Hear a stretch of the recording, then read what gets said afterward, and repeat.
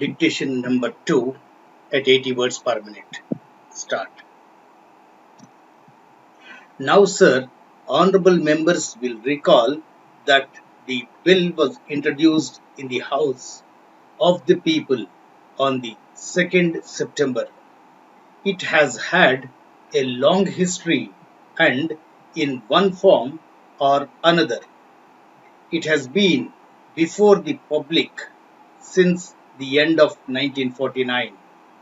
In the statement of objects and reasons, the various stages through which the bill has passed since 1946 have been summarized, and I need not recapitulate on this occasion the circumstances in which the then Government of India took the decision in early 1946 to initiate an inquiry into the reform of our company law.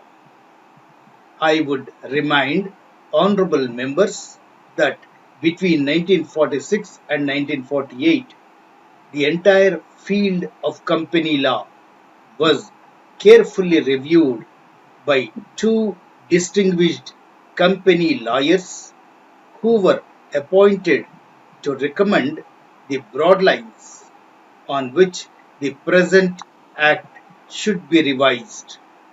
Their recommendations were examined in the then Ministry of Commerce, and then certain tentative departmental views which emerged were circulated in a comprehensive memorandum to all recognized trade and industrial associations, bar associations, the high courts, and the state governments that brought us to the end of 1949. Many representations on this memorandum were duly received from chambers of commerce, trade and industrial associations, state governments, and the general public. At the end of 1950, the Government of India appointed a committee under the chairmanship of Sri Baba to go into the entire question of the revision of the Companies Act with particular reference to its bearing on the development of trade and industry in this country. This committee examined a large number of witnesses in many parts of the country and submitted its report in March 1952. This report again circulated to all state governments, chambers of commerce, trade associations, high courts, and many other bodies.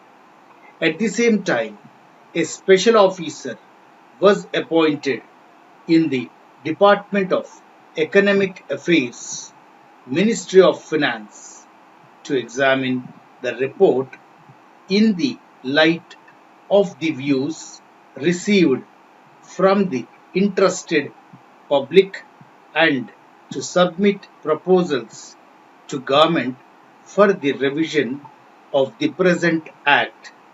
The bill now before the House is based largely on the recommendations of the Company Law Committee, modified in a few particulars.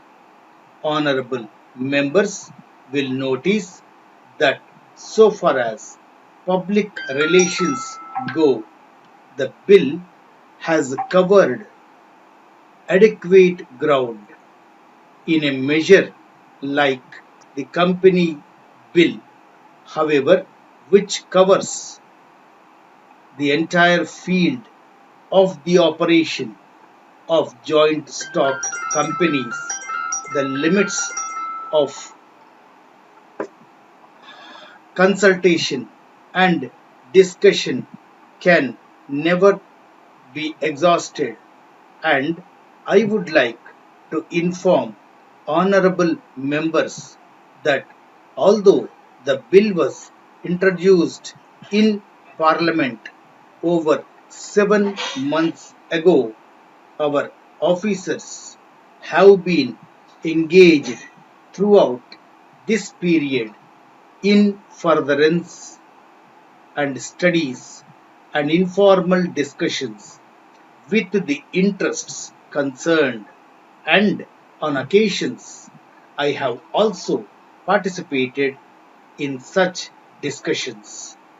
I have also given some further thought to some of the issues arising out of the bill, and I propose at the appropriate stage to bring before the select committee any changes in the provisions of the bill which seem to me to be worthy of consideration in the light of this further examination.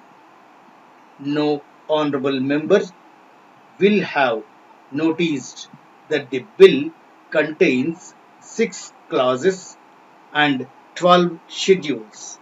I think it is probably one of the longest legislative measures in recent legislative history, but its size might be regarded as misleading unless I make a few comments. The bill is both, one must remember, a consolidating and amending measure. As mentioned in the Statement of Objects and Reasons, this is the first opportunity which has occurred since 1923 for the consolidation of the Companies Act. Advantage has been taken of this opportunity to redraft several long and complicated sections in the present Act, which have been split up into a large number of clauses. This is the largest single factor accountable for the increase in the number of clauses in the bill. New clauses embodying substantial changes in the present law would hardly constitute more than a small fraction of the bill. I would also draw attention to the structural changes in the bill to which a reference has been made in the Statement of Objects and Reasons.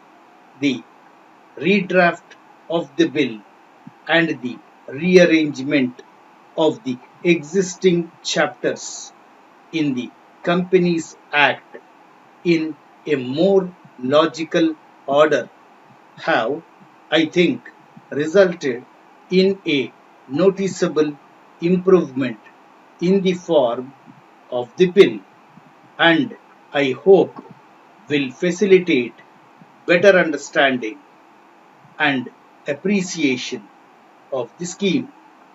I wish that the Act, which came into effect long ago, was implemented properly.